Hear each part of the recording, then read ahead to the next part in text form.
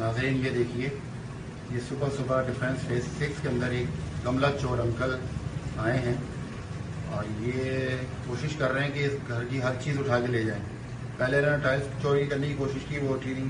اب یہ گملہ چوز کریں گے اور آخر فائنلائز انہوں نے کنگھی پام کا گملہ جو ہے وہ چوز کیا ہے اور وہ گاڑی کے اندر لے کے جا رہے ہیں.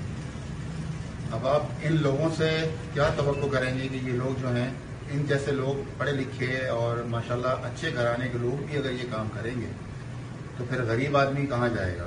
اس کو تو پھر ہم گزرتے ہوئے بھی چور سمجھیں گے. اب یہ دیکھیے پوری تسلی سے ایک گھر کے باہر گملے لگے ہوئے ہیں، وہاں سے یہ چوری کر کے لے کے جا رہے ہیں.